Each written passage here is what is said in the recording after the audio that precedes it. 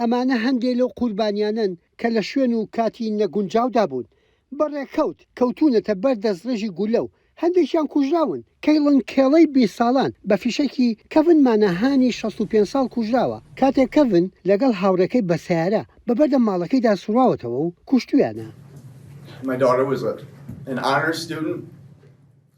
منداڵەکەم لە خوێندکارە شایستەکان بوو، خەون و هیوایە بوو، خەونیە بوو لە داهاتوو ببێتە زانای زیندەوەرزانی دەریایی یان پزیشکێکی ئاژەڵداری، بەڵام ئەو پیاوە هەموو خەونەکانی کوشت. بکوژەکە ڕووبەڕووی سزای کوشتن بووەتەوە.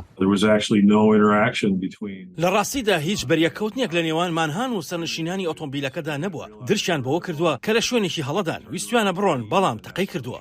ئەم پیاوەش ئەندرۆ لاستەری 84 ساڵان تۆمەتبار کرا بە تاوانی نمرەیەک بۆ تەقەکردن و کوشتنی ڕاڵف یارۆی 16 ساڵ کە لە بەردەم ماڵەکەی خۆی لە شاری کانساسی ویلایەتی میزۆری ئەو کوڕەگەنجەی کوشتووە. تاوانبارەکە وتوێتی لەو باوەڕیەدا بۆ کە گەنجەکە هەڵدەکوێتە سەر ماڵەکەیان، بەڵام پارێزەری کوژراوەکە دەڵێت قوربانیەکە بە هەڵەت چوەتە بەر ماڵێک لە کاتێکدا چوە بە دوای برا بچووکەکەیدا.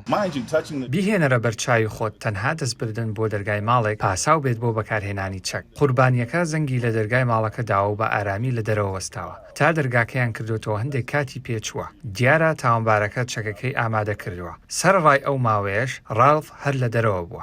ئەم کچە بچکۆلێش لەگەڵ باوکیدا ڕوبەڕووی تەقەکردن بوونەتەوە کاتێ لە گۆڕەپانی دراوسەکەیان بۆ تۆپەون بۆکەی گەڕاوە تەقەیان لێکودون و تەقەکەرەکەش دەستگیر کراوە.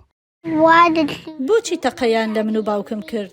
داکۆچیکەران لە دژی دەستگەیشتن بە چەک دەڵێن توندوتیژەکان زۆر زیاتر بۆ پێویستمان بە یاسای توند هەیە بۆ بەرەنگاربوونەوەیان. هەندێک لە ڕێکاریەکان پەیوەندیان بە چۆنێتی فرۆشتن و بەدەستهێنانی چەکەوە هەیە بە تایبەتی بۆ ئەوانەی کە دەیانەوێت چەک بکڕن. پێویستە باش لە ڕابردوویان بکۆڵڕێتەوە و ماوەیەکی زۆری پێ بچێت تا بەدەستی دەکەوێت ئەوسا پسوولەی بەدەستهێنانی چەکی پێ بدرێت. لەلایەکی ترەوە داکۆچیکەرانی مافی هەڵگرتنی چەکیش خەمبارن لە تەقەکردنەکانی ئەم دواییە بەڵام پێداگری لە مافی خۆیان دەکەن کە چەکیان هەبێت. هەموارکردنەوەی ئەو یاسایە کارێکی زۆر باشە بەڵام وەک خۆم دەستور ڕێگەم پێدەدات کە ئەو مافەم هەبێت باشترین چەکم پێبێت بۆ بەرگری لە خۆم و لە خێزانەکەشم.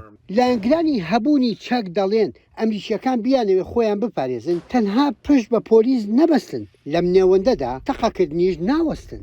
یەحیا بەرزنجی دەنجی ئەمریکا بۆ راپۆرتی لاورن بۆمان لە واشنگتنەوە.